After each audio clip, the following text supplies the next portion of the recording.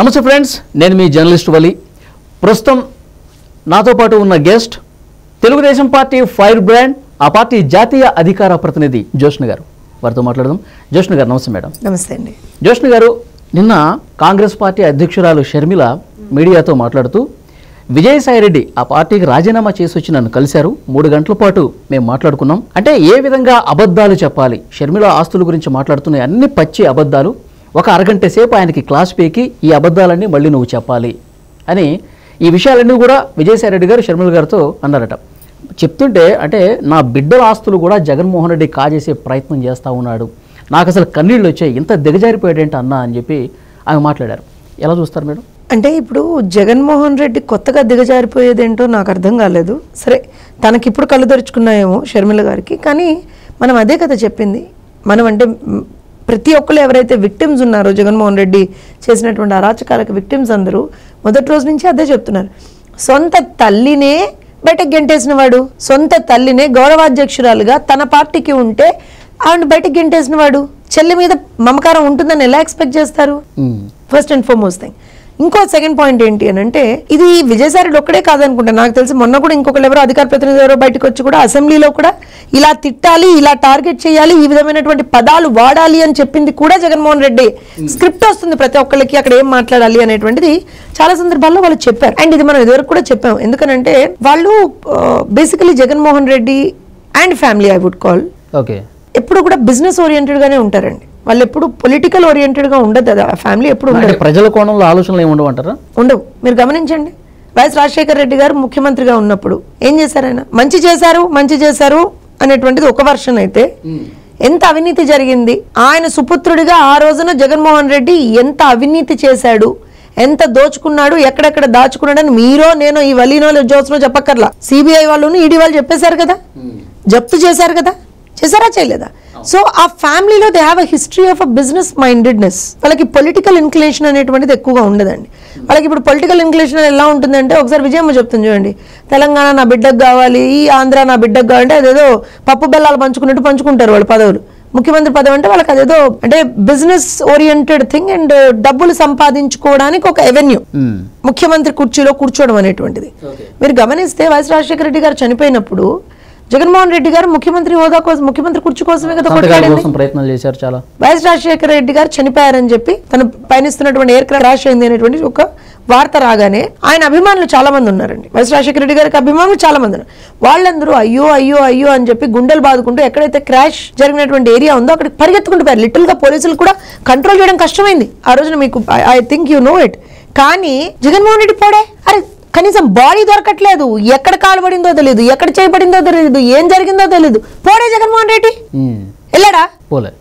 ఇక్కడ కూర్చున్నాడు, సంతకాలు చేయించుకుంటున్నాడు అందరితో. నాన్న చచ్చిపోయాడు అక్కడ, ఆ బాడీ కూడా అవశేషాలు ఎక్కడ దొరకట్లేదు. ప్రజలందరూ, ఆయన అభిమానులుగా ఉన్నటువంటి ప్రజలందరూ కూడా గుండెలు బాదుకొని ఏడుస్తున్నారు. కన్న కొడుకు మాత్రం సంతకాల సేకరణ చేశాడు. ఇది జగన్మోహన్ రెడ్డి నేచర్. కన్న తండ్రికే ఆ విధంగా చేసినటువంటి వాడు తోడబుట్టిన చెల్లికి మంచి చేస్తాడనుకుంటారా మీరు? షర్మిల ఎట్లా ఎక్స్పెక్ట్ చేసిందో నాకు ఇంకా అర్థం కావట్లేదు. సరే, what ever might be the reason, మేము కూడా చాలా సందర్భాల్లో షర్మిలకు మేము సపోర్ట్ ఎక్కడ చేసాము అని అంటే, మా పార్టీ ఈక్వాలిటీని బిలీవ్ చేసేటువంటి పార్టీ అండి, ముఖ్యంగా జెండర్ ఈక్వాలిటీని. మేము ఎప్పుడు కూడా మహిళలకు అత్యున్నతమైన స్థానాలు ఇస్తాము. మహిళలకి అసలు ఆస్తిలో సగభాగం ఇచ్చిందే మేము, మా పార్టీ, మా నాయకుడు నందమూరి తారక రామారావు గారు. సో ఒక ఆడబిడ్డగా షర్మిల ఆస్తిని జగన్మోహన్ రెడ్డి కొట్టేస్తున్నప్పుడు మాట్లాడాలి కదా మేము.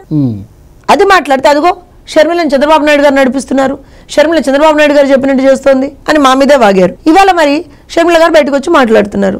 విజయసాయిరెడ్డి అంటే పొలిటికల్ గా కావచ్చు, బిజినెస్ కావచ్చు, ఇవన్నీ పక్కన పెట్టేస్తే కుటుంబం అనేది ఒకటి ఉంటుంది. ఉందా వాళ్ళకి? తల్లిదండ్రులు ఉందా వాళ్ళకి? నా మేనకోడలు, నా మేనల్లుడు ఉందా వాళ్ళకి అని అడుగుతున్నాను. ఇలాంటి బంధాలు ఏమి జగన్మోహన్ రెడ్డికి ఎందుకు ఉండట్లేదు? మీరు ఐ థింక్ జగన్మోహన్ రెడ్డి అనేటువంటి వ్యక్తిని మనిషి అనుకుంటున్నట్టున్నారు మీరు. కాదండి, I'm sorry to say, Jaganmohan Reddy మనిషి కాదు. మనిషి అనేటువంటి వాడికి ఎక్కడో అక్కడ పాప భీతి ఉంటుంది. మనిషి అనేవాడికి ఎక్కడో అక్కడ కుటుంబ ఆప్యాయతలు, కుటుంబ ప్రేమలు ఉంటాయి. మనిషి అనేవాడికి ఎక్కడో అక్కడ ఒక భయం ఉంటుంది, భక్తి ఉంటుంది, గౌరవం ఉంటుంది. అంటే ఇవన్నీ these are all the qualities of human being. ఇప్పుడు మీరున్నారు, మీ అమ్మకు భయపడతారు మీరు, మీ నాన్నగారికి భయపడతారు మీరు, మీ అక్కకు భయపడతారు మీరు, మీ చెల్లిని ప్రేమిస్తారు మీరు. ఉండొచ్చు, కొట్లాట్లు ఉండొచ్చు, ఉండవని నేను అన్ను, ఉండొచ్చు, మీరు మీ చెల్లి కొట్లాడుకుంటుండొచ్చు. కానీ చెల్లికి అన్యాయం జరుగుతుంది అన్నప్పుడు నువ్వు నిలబడి అక్కడ కొట్లాడుతావు అవతల వాడితో బయట వాడితో. కానీ నీ చెల్లికి నువ్వు అన్యాయం చెయ్యవు. ఇవాళ చెల్లికి కూడా అన్యాయం చేస్తున్నాడు, చెల్లి కడుపున పుట్టిన బిడ్డలకు కూడా అన్యాయం చేస్తున్నాడు. అంటే మనిషి కింద ఏ లెక్క కడతారండి మీరు? ఏ లెక్కన కడతారు? ఇంకో విషయం చెప్తాను చూడండి, జగన్మోహన్ రెడ్డి నేచర్ చెప్తున్నాను నేను. రాష్ట్రంలో అన్నమయ్య ప్రాజెక్టు తెగి ఆ రోజున చనిపోయారు, జనాలు చనిపోయారు, 10ల సంఖ్యలో జనాలు చనిపోయారు. వెళ్ళాడా? పోలేదు జగన్మోహన్ రెడ్డి. 10 రోజుల తర్వాత వెళ్ళాడు. 10 రోజుల తర్వాత వెళ్ళాడు. అప్పుడు ముఖ్యమంత్రిగా ఉన్నాడు. బ్యారికేడ్లు కట్టుకుని అక్కడ వాళ్ళు ఉంటే ఇక్కడ నిలబడి అని నవ్వుతున్నాడు. నవ్వాడా? పోనీ మొన్నటికి మొన్న ప్రతిపక్ష హోదా లేనటువంటి ఒక ఎమ్మెల్యే జగన్మోహన్ రెడ్డి విజయవాడ వరదలు వచ్చాయి కదా. అవును. ప్రతి ఒక్కళ్ళు తర్వాత నేను ఇక్కడ అధికారంలో లేకపోతే ముఖ్యమంత్రి గారినో ఉప ముఖ్యమంత్రి గారినో మినిస్టర్లో అనంతరం వీళ్ళ టాప్ లో ఉన్నటువంటి ముఖ్యమంత్రి గారి దగ్గర నుంచి గ్రౌండ్ బాటమ్ లో ఉన్నటువంటి ఒక ఫైర్ సేఫ్టీ మ్యాన్ వరకు కూడా ప్రతి ఒక్కళ్ళు గ్రౌండ్ లో నిలబడి ప్రజల పక్షాన ఆ రోజున నిలబడ్డారు. అగ్నిమాపక దళం కావచ్చు, శానిటేషన్ వర్కర్స్ కావచ్చు, మన మున్సిపల్ వర్కర్లు కావచ్చు, ప్రతి ఒక్కళ్ళు వరదల నుంచి కాపాడుకుంటూ ప్రజల్ని లిటరల్ గా కూడా వాళ్ళు కాపాడుకున్నారు. ఎక్కడున్నాడు జగన్మోహన్ రెడ్డి? ఒక రోజు వచ్చాడు, స్టంట్ చేశాడు, నేను మోకాళ్ళలోతి నీళ్ళలో దిగా, ఎక్కడ దిగాడు? మోకాళ్ళలోతి నీళ్ళలో నమ్మహం. మేడం ఇక్కడ ఒక క్వశ్చన్, వైఎస్ఆర్ కాంగ్రెస్ పార్టీ ₹1 కోటి విడుదల చేసింది విజయవాడ వరదలకి. అదే ఆ లెక్కలు ఉన్నాయి. ఆ లెక్కలన్నీ తర్వాత ఫస్ట్ హుదూద్ లెక్క తేల్చమనండి. హుదూద్ అప్పుడు కూడా 50 లక్షలు మరి కోటి నాకు తెలియదు అనౌన్స్ చేశాడు. అప్పుడు కూడా తెలుసా మీకు? తెలీదా మీకు? అనౌన్స్మెంట్ వరకే ఉంటుంది. అది చేశాడు. అప్పుడు కూడా 50 లక్షలు ₹1 ఇప్పటి వరకు రాలా. అప్పుడు కూడా మా గవర్నమెంట్ ఉండింది, సీఎం రిలీఫ్ ఫండ్కి ఏమన్నా ఇచ్చాడేమో అని మేము వెతికే మొత్తం రికార్డ్ చేసావు. లేదు. పోనీ తనకేమన్నా స్పెషల్గా ఏమన్నా ఫౌండేషన్ లాంటిది పెట్టుకుని వాటి ద్వారా ఏమన్నా ఇచ్చాడంటే అది ఒకటి ఏడిచావాలా. మొన్న కూడా చెప్పాడు ₹1 ఇచ్చానన్నాడు. ₹1 ఇచ్చాడంటే అందరూ కూడా అబ్బా మా జగనన్న తోపు, మా జగనన్న తురుము, ₹1 ఇచ్చాడు అనుకున్నాడు. ఏంటయ్యా అంటే ఈ వెల్లంపల్లి శ్రీనివాస్ ఉన్నాడు చూసారా, ఇంకోళ్ళు ఎవరో ఉన్నారు, వాళ్ళు ఏం చేశారంటే పాల ప్యాకెట్లు ఇంకోటి ఏదో ఒక 4 పంచి మా ₹1 ఇవే అని చెప్పి పెట్టారు. సిగ్గుండక్కర్లా. మోస్ట్ రిచెస్ట్ జగన్మోహన్ రెడ్డి అనేటువంటి వాడు. అవినీతి కేసులు జగన్మోహన్ రెడ్డి మీద ఉన్నటువంటి కేసులు ఇంకెవరి మీద లేవు. ఆయన ఎన్నైతే ఆయన ఆస్తులు జప్తు చేశారో నాకు తెలిసి ఆ ఆస్తులు ఇంకే పొలిటికల్ లీడర్ కూడా ఉండవు కావచ్చు. అలాంటిది రూపాయి సాయం ఎవరికి చేయడు. రాష్ట్రానికి ఒక ప్యాలెస్ ఉంది కదా మేడం, రూపాయి సాయం ఎవరికి చేయడు. ఇప్పుడు మీకు గుర్తుండుంటే ఒక ఇన్సిడెంట్ జరిగి 2 రౌడీ షీటర్లు కొట్టుకొని ఒకరిని చంపేస్తే వినుకొండలో ఢిల్లీ పోయి దీక్ష చేశాడు. రాష్ట్రంలో రాష్ట్రపతి పాలన పెట్టేయాలి, మా పార్టీ కార్యకర్తల్ని వేరే పార్టీ కార్యకర్తలు చంపేస్తున్నారు. కనీసం ఆ కుటుంబానికి, చనిపోయినటువంటి కుటుంబానికి, రౌడీ షీటర్ అయినా ఎవరైనా సరే చనిపోయినటువంటి కుటుంబానికి ₹1 ఇవ్వాలా జగన్మోహన్ రెడ్డి? ₹1 ఇవ్వాలా. కానీ రాజకీయంగా వాడుకున్నాడు ఆ కుటుంబాన్ని. నేను ఎందుకు చెప్తున్నాను ఇవన్నీ అంటే జగన్మోహన్ రెడ్డి నేచర్ అనేటువంటిది మనకు అర్థం కావాలండి. ఇవాళ షర్మిల బయటకు వచ్చి చెప్పింది, విజయసాయిరెడ్డి బయటకు వచ్చి చెప్పాడు, అంతకుముందు విజయమ్మ కూడా చెప్పింది చాలా సర్కమ్స్టాన్సెస్ లో. Everybody is telling. ఎవరు చెప్పని వారు అంటే ఎవరు ఉండరు. కానీ ఏంటంటే జగన్మోహన్ రెడ్డి అనేటువంటి వ్యక్తి ఒక ఊహాలోకంలో బతుకుతుంటాడు అనమాట. ఆయనకి బంధుత్వాలు, ప్రేమలు ఏముండదు. ముఖ్యమంత్రి మనిషి అనేవాడికి అవన్నీ ఉంటాయండి. I repeat my words. మనిషి అనేవాడికి నేను ఇందాక చెప్పినట్టుగా పాపభీతి, భయము, భక్తి, గౌరవం, ప్రేమ, అనురాగం, ఆప్యాయత, నా మేనల్లుడు, నా మేనకోడలు, నా కూతురు, నా కొడుకు, నా భార్య, నా అమ్మ, నా చెల్లి, నా అక్క, నా ప్రజలు, ఇవన్నీ ఉంటాయి మనిషి అనేవాడికి. అవేవి లేనటువంటి వ్యక్తి జగన్మోహన్ రెడ్డి. ఇవాళ మీరు చూడండి, 7-8 నెలలుగా రాష్ట్రంలో మేము చేసినటువంటి పరిపాలన వల్ల ప్రజలు ఎక్కడికక్కడ సుఖ సంతోషాలతో ఉండి వాళ్ళకి ఏదైనా ఎక్కడన్నా నిజంగా కూడా ఏదైనా క్వశ్చన్స్ ఎవరైనా రేజ్ చేస్తే మేము పట్టి ఎక్కడికక్కడ ఆన్సర్ చేస్తున్నాం.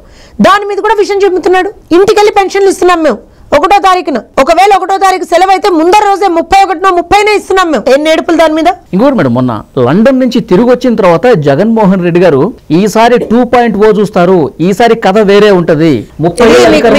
మీకు సామెత తెలుసా?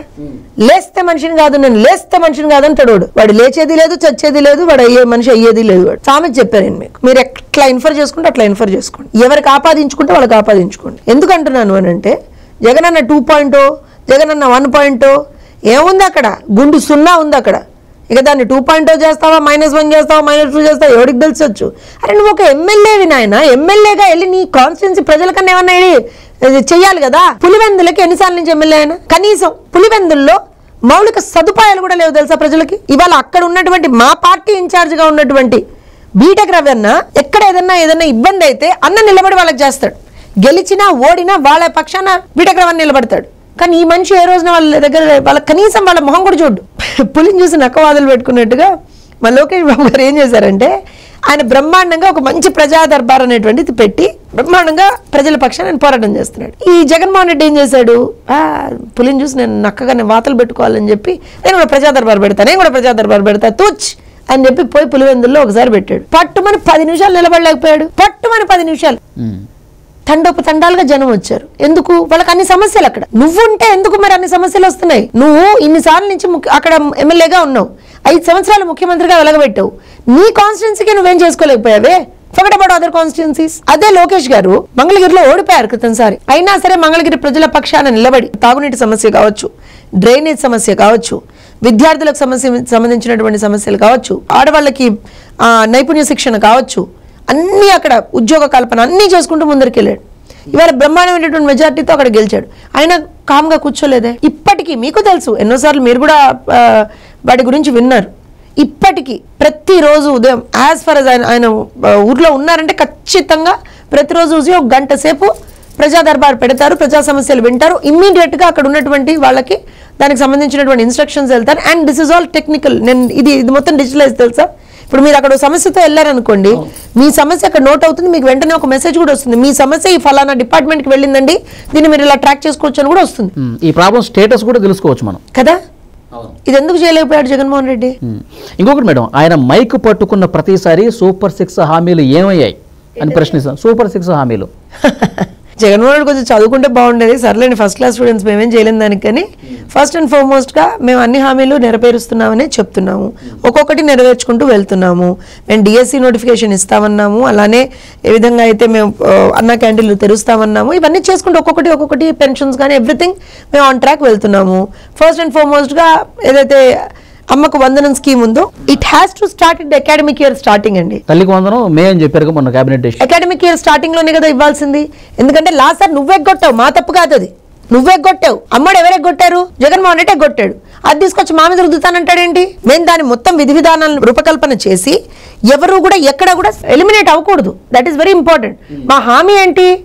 ఎంతమంది పిల్లలున్నా అంతమంది పిల్లలకి మేము తల్లికి వందనం ఇస్తామని చెప్పాం. మేము అది పూర్తి చేయాలంటే we have to have the proper record. ఆ ప్రాపర్ రికార్డ్స్ అన్ని తీసుకొని, ఎందుకంటే మేమేం జగన్మోహన్ రెడ్డి లాగా అవగాహన లేదండి అని పిచ్చిమోహం వేసుకుని కూర్చోదలుచుకోవట్లేదు అక్కడ. అండ్ ఇవాళ రోజున ప్రతిదీ ఇన్ ప్రాసెస్. దానికి సంబంధించినటువంటి విధి విధానాలను రూపొందించమని ఒక జియో కూడా వచ్చింది, మీకు గుర్తుంటే. దాంతో పాటుగా దానికి సంబంధించినటువంటి నడుస్తుంది పాఠశాల విద్యాశాఖలో. By the next academic year మేము ఇచ్చేస్తాం. మహిళలకి ఉచిత బస్సు సౌకర్యం కూడా మేము చెప్తున్నాం. సూపర్ 6 హామీలు ప్రజలు నిలదీస్తున్నారని చెప్పి మీరు రెడ్ బుక్ రాజ్యాంగం అమలు చేస్తున్నారంట. మొన్న కార్పొరేషన్ ఎలక్షన్స్ లో కూడా కిడ్నాపులు చేసేసి దౌర్జన్యాలు చేసేసి అక్కడ తిరుపతిని గెలిపించుకున్నారంట. ఇది ఎలా ఉంది తెలుసా? దొంగే దొంగ దొంగ దొంగ అని అరిచినట్టుంది. ఎందుకో చెప్పనా? అసలు first of all red book రాజ్యాంగం అంటే ఏంటో నాకు నిజంగా అర్థం కావట్లేదండి. రెడ్ బుక్ అనేదే రాజ్యాంగపరమైనటువంటి మేము చర్యలు తీసుకుంటామని ఆ రోజే చెప్పాం మేము. మళ్ళీ అందులో సెపరేట్ గా రాజ్యాంగం ఏముంది? అక్కడ ఏ అధికారులు అయితే తప్పు చేస్తారో వాళ్ళ మీద మేము చర్యలు తీసుకుంటాం అని చెప్పాం మేము ఆ రోజున. ఎవరైనా సరే, ఇప్పుడు వల్లి గారు మీకున్నటువంటి అధికారులను మించి మీరు ప్రవర్తించాలనుకోండి, మీ చర్యలు ఉండాలి కదా. మీరేం అతీతులు కాదు కదా, జోస్నేం అతీతురాలు కాదు కదా, ఎవరు అతీతులు కాదు అక్కడ. So it will take its due course of action. వీళ్ళకేం గుమ్మడికాయ దొంగ భుజాలు అనుకుంటాడు ఒక్కొక్కడు అక్కడికి వచ్చి.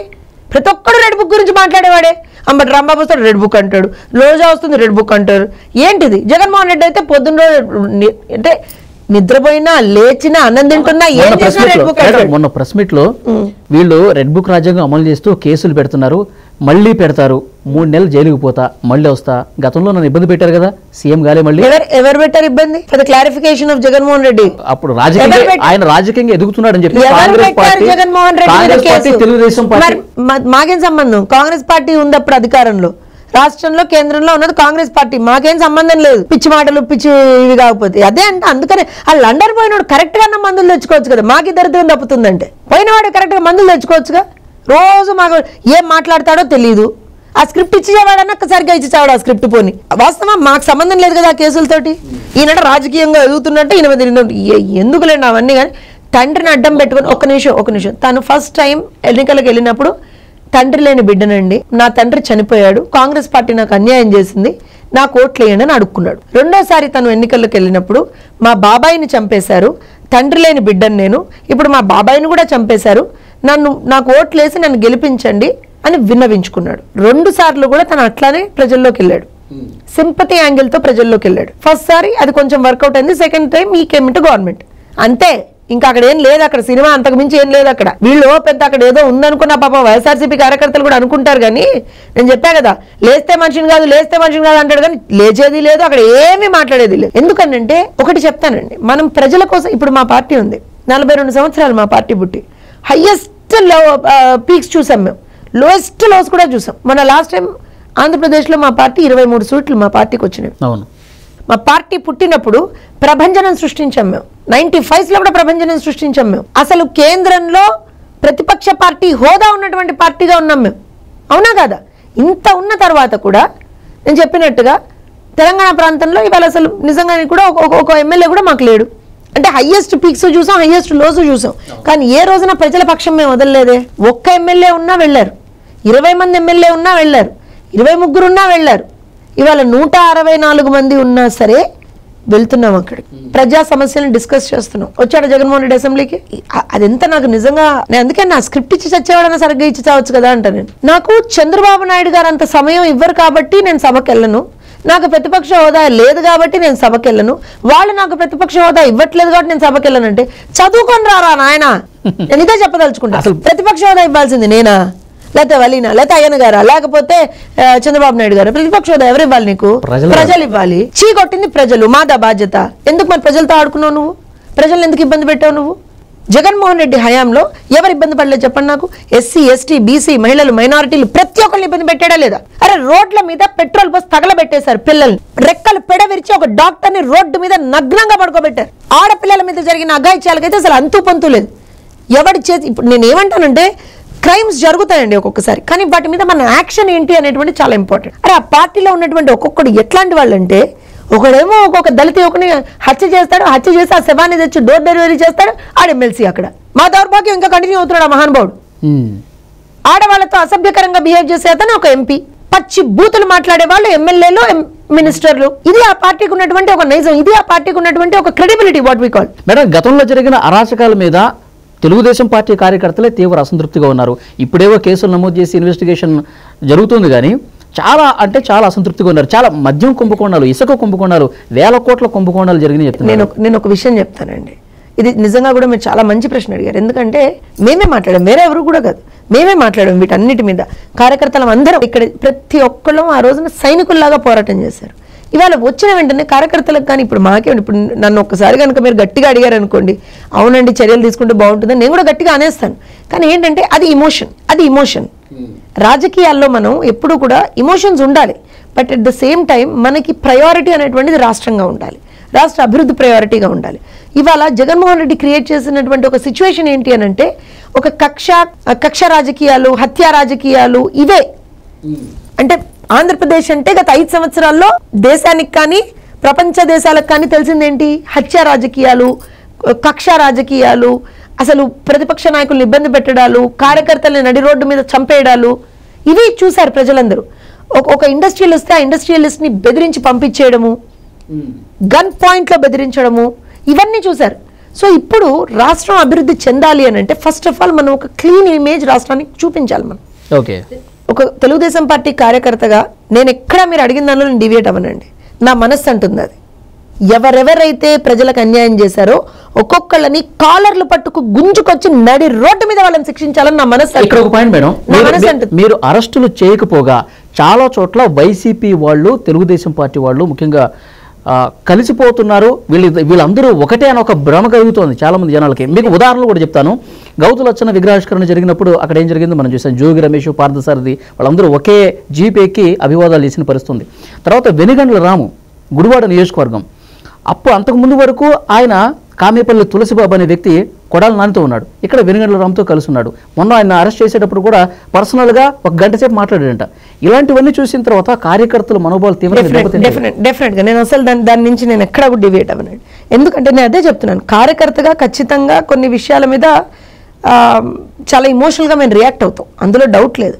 కానీ నాయకులు కూడా చాలా జాగ్రత్తగా వహించాల్సినటువంటి అవసరం ఉంటుంది. ఇప్పుడు ప్రతిదీ కూడా ఎలా ఉంటుందంటే, మనకంటూ ఒక విచక్షణ ఉంటుందండి. ఇప్పుడు మీరున్నారు, నన్ను కొన్ని ప్రశ్నలు అడిగితే దానికి సమాధానం చెప్పాలా వద్దా అనేటువంటిది నా విచక్షణ. అది ఇప్పుడు నన్ను కూడా చాలా మంది చాలా విషయాల్లో మేము ప్రతిపక్షంలో ఉన్నప్పుడు చాలా సందర్భాల్లో వైఎస్ఆర్సీపీ వాళ్ళు 100 ఆపర్చునిటీస్ ఇచ్చేవాళ్ళు, 100 రకాలుగా మమ్మల్ని ప్రలోభ పెట్టడానికి చూశారు, 100 రకాలుగా మమ్మల్ని బెదిరించడానికి చూశారు, అన్నీ చేశారు. కానీ మేము లొంగలేదు. అది మా క్రెడిబిలిటీ, తెలుగుదేశం పార్టీ కార్యకర్తలకు ఉన్నటువంటి క్రెడిబిలిటీ.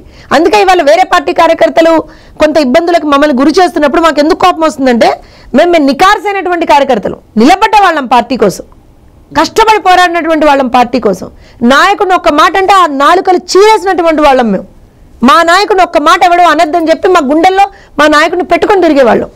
సో ఖచ్చితంగా కొన్నిసార్లు ఇలాంటివి జరిగినప్పుడు ఇబ్బంది అనిపిస్తుంది, అందులో ఏ డౌట్ లేదు. కొద్దిగా లేట్ అయినా జరుగుతుంది అంటారా? నేను అదే చెప్తున్నా. నేను ఏమంటున్నా అంటే ఇబ్బంది అనిపిస్తుంది, జరగదని. అందుకే నాయకులు కూడా, ఎందుకంటే మనం ఏ పరిస్థితుల్లో మనం అధికారంలోకి వచ్చాం, ప్రజలు మనల్ని ఎంత నమ్మి మనకి ఇవాళ రోజున ఓట్లేశారు అనే 164 అనేటువంటి స్మాల్ మ్యాండేట్ కాదండి, ఆల్మోస్ట్ 93% స్ట్రైక్ రేట్ మాది ఎన్డీఏది. సో అంటే ప్రజలు మనల్ని ఎంత మనకి నమ్మి అధికారం కట్టబెట్టారు.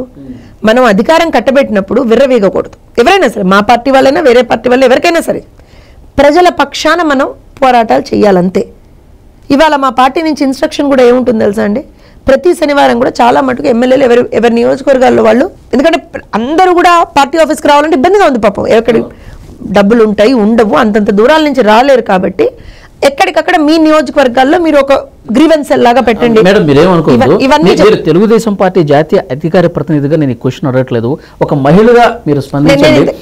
భువనేశ్వర్ గారిని ఎంత మాట అన్నారో మీరు తెలుసు, ప్రజలందరూ ఎంత బాధపడ్డారో మీకు తెలుసు. చంద్రబాబు నాయుడు గారిని పిచ్చి బూతులు బండు బూతులు తిట్టారు మంత్రులుగా ఉన్నవాళ్ళు.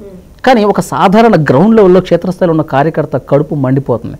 మీరు భువనేశ్వర్ గారి విషయం నేను ప్రస్తావించాను కాబట్టి ఒక మహిళగా మీరు రెస్పాండ్ అవ్వండి. నా కడుపు కూడా మండిపోతుందండి భువనమ్మ గురించి, ఎందుకంటే భువనమ్మని చాలా క్లోజ్గా తిరుగుతున్నారు కదా. నేను అదే భువనమ్మని చాలా క్లోజ్గా చూసినటువంటి వ్యక్తుల్లో నేను ఒకదాన్ని. తను ఎంత ప్రజల కోసం తపన పడతారో చూసినటువంటి వ్యక్తుల్లో నేను ఒకదాన్ని. తను ఎక్కడా కూడా తన భర్త, తన కొడుకు, తన మనవడు, ఇవేవి తన కోడలు ఇవేవి తన ఆలోచన చేయదు పాపం. ఎంతసేపు కూడా ప్రజలకు ఏదో చెయ్యాలి అనేటువంటి ఒక తపన కలిగినటువంటి వ్యక్తి భువనమ్మ. అలాంటి భువనమ్మని నానా మాటలు అన్నప్పుడు మేమందరం, మా అమ్మని అంటే మేము ఎంత ఇబ్బంది పడతాం, మేమందరం అంత ఇబ్బంది పడ్డాం, ఇప్పటికీ ఇబ్బంది పడుతున్నాం. మీరు చెప్తున్నారు, మేము చెప్పట్లేదు. ఏమని వాళ్ళని ఇంకా అరెస్ట్ చేయలేదండి అంటున్నాం. కానీ నేను ఏమంటాను అంటే వదిలిపెట్టే ప్రసక్తి లేదండి.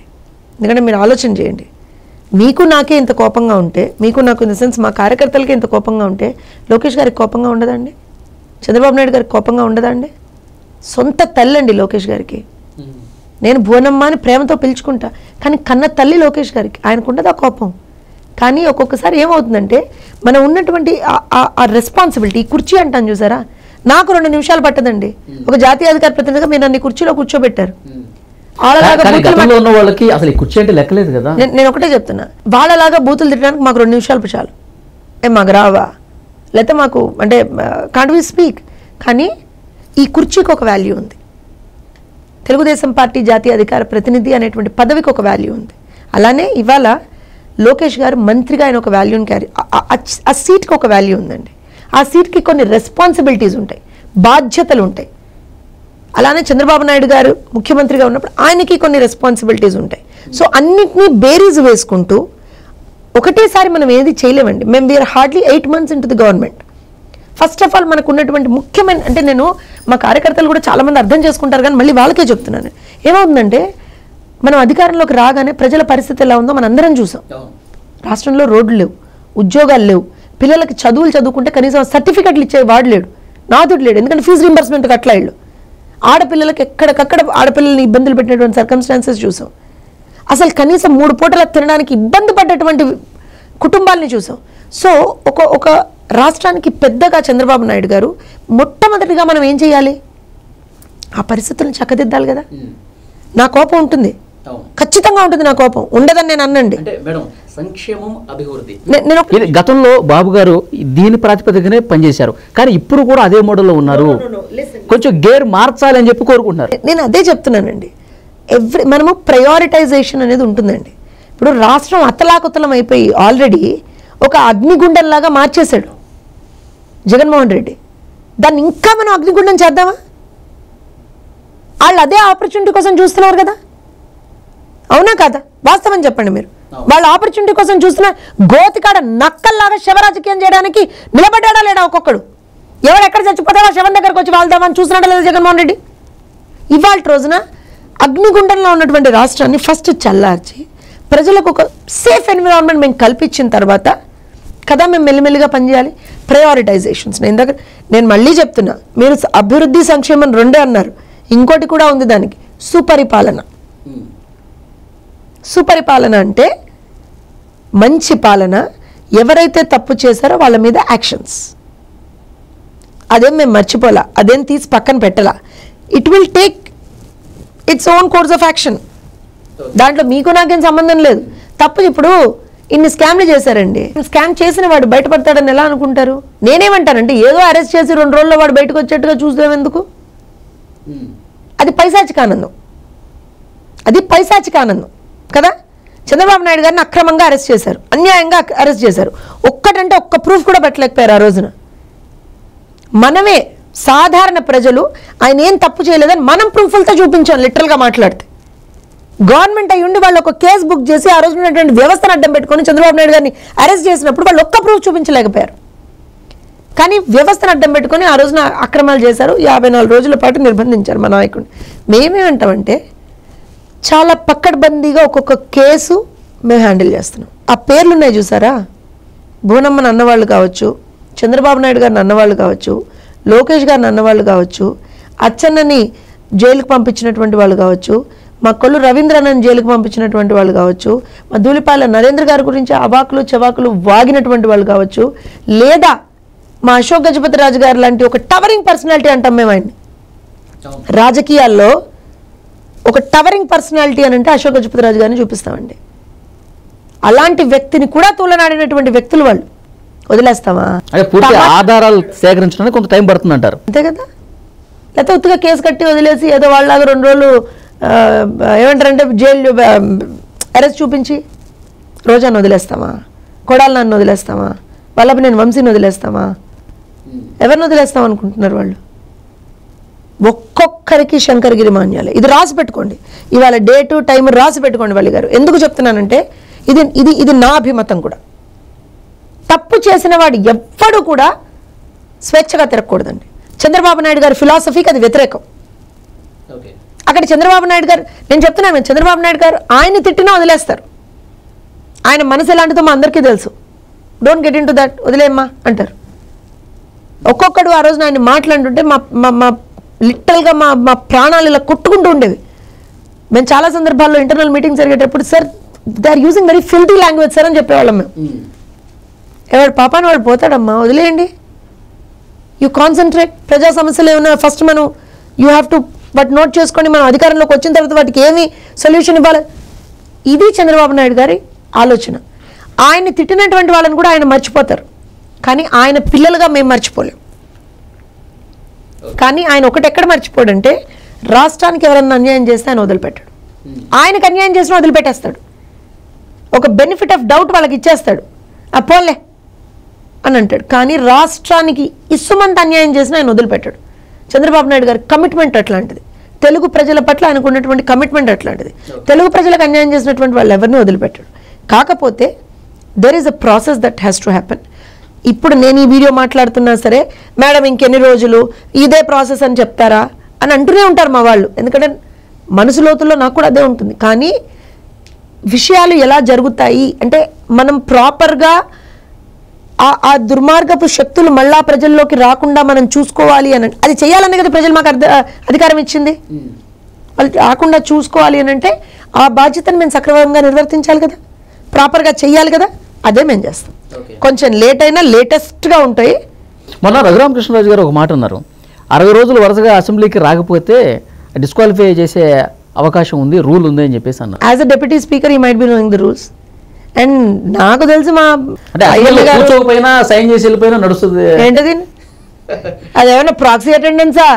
వల్లి గారి ప్లేస్లో జోసన్ గారు వచ్చి ఎంబరసన్ మ్యామ్ అని చెప్పడానికి అసెంబ్లీ అది. అక్కడ అసెంబ్లీలో ఉన్న స్పీకర్ డిప్యూటీ స్పీకర్ ఎవరో తెలుసా మీకు? మరి ఇంకేంటి అక్కడ మామూలుగా ఉంటుందా? వాళ్ళిద్దరు మా ఎమ్మెల్యేలకే పోనీ అధికార పార్టీయే కదా, మా వాళ్ళకి ఒక 2 నిమిషాలు సమయం ఎక్కువమని చెప్తే దేనికి అని అడుగుతున్నారు వాళ్ళు. They go by the rule book ఇద్దరు కూడా. So Jaganmohan Reddy rule book లో బడ్జెట్ సమావేశాలకు మాక్సిమం వస్తారని ఒక ప్రచారం ఉంది మేడం. వస్తే ఏమంటారు, టైం ఇస్తారా మరి ఆయనకి? ఏంటది ఇచ్చేది? ఏముంది, పులివెందులు ఎమ్మెల్యేగా మాట్లాడుకోవచ్చు. ఇప్పుడు మా కడప ఎమ్మెల్యే ఉంటారు మాధవిరెడ్డి గారు, చాలా బాగా మాట్లాడతారు.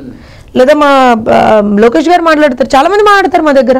అలా ఎమ్మెల్యేగా ఎవరికన్నా ఆయన లేస్తే మీరు మైక్ కట్ చేసేస్తారా? అంటే ప్రాబ్లం ఏంటంటే ఆయనకు లైవ్లో మాట్లాడడం అలవాటు లేదండి. అది ప్రాబ్లం బేసికల్గా. మా ప్రాబ్లం కాదు అది. ఇప్పటివరకు ఎప్పుడైనా లైవ్ ప్రెస్ మీట్లు కానీ ఏది పెట్టడు ఆయన. ఆయనకు లైవ్లో మాట్లాడడం అలవాటు లేదు. సో అది ఆయన ప్రాబ్లం. మమ్మల్ని ఏం చేయమంటారు? మొత్తం కింద చూసే చదువుతూ ఉంటారు కదా మేడం. స్క్రిప్ట్లో ఎవరు ఇస్తారంటారు, ఎవరు రాసి పెడతారంటారు? జగన్మోహన్ రెడ్డిని అడగండి చెప్తాడు. కానీ ఒక సలహా మాత్రం ఇవ్వచ్చండి. ఆ స్క్రిప్ట్ ఎవరైతే రాస్తున్నారో కొంచెం ఆ వ్యక్తిని చేంజ్ చేయమని చెప్పండి ఒకసారి. మీకు ఎప్పుడైనా, నాకు తెలిసేమో మీకు ఏమన్నా మీ ఛానల్కి ఏమైనా ఒకసారి అవకాశం ఇస్తే. మొన్న ఇటీవల రాజీనామా చేశారు కదా రవిచంద్రారెడ్డి గారు, ఆయన ఒక ఇంటర్వ్యూలో అన్నారు, మొత్తం మాకు స్క్రిప్ట్లు ఇస్తారండి, అందులో పొల్లు పోకుండా మేము చదవాల్సిందే, చెప్పాల్సిందే, అందులో బూతులు ఉన్నా సరే చెప్పక తప్పదు. నేను అదే చెప్తున్నానండి. ఇప్పుడు మా దగ్గర వీ హ్యావ్ ఎ రూల్. మాకేంటంటే విషయం గురించి మాకు బ్రీఫ్ నోట్ ఏదైనా ఉంటే, ఇప్పుడు ఇరిగేషన్ ప్రాజెక్ట్స్ ఉన్నాయనుకోండి, ఇరిగేషన్ ప్రాజెక్ట్స్ మీద బ్రీఫ్ నోట్ ఉంటుంది అంతే. అది ఇట్స్ అవైలబుల్ ఆన్లైన్. అదే మళ్ళీ మనం ఏం స్పెషల్గా, కానీ మీరు ఇదే మాట్లాడాలి, ఈ రకంగా అవతల వాళ్ళని తిట్టాలి, అది ఇదే అని. ఇప్పుడు నేను కూడా జగన్మోహన్ రెడ్డినో లేకపోతే భారతి గారినో లేకపోతే ఇంకెవరినో తిట్టాను అనుకోండి, నా మీద నా పార్టీ క్రమశిక్షణా చర్యలు తీసుకుంటుంది. That is not allowed in Telugu Desam. Absolutely not. So Telugu Desam పార్టీకి సంబంధించి ఒక విషయం అయితే చెప్తాం. మా నాయకుడు ఏ రకమైనటువంటి సంస్కారాన్ని మాకు ఇచ్చాడో, ఏ రకంగా అయితే మమ్మల్ని నడుచుకోమంటాడో ఆ రకంగానే మా నడవడిక ఉంటుంది. కార్యకర్తలు కూడా కొంచెం బాధపడతాం, కానీ నాయకుడిని మీరు మేము ఎక్కడా కూడా ఒక్క మాట కూడా మాట్లాడం. Thank you very much madam.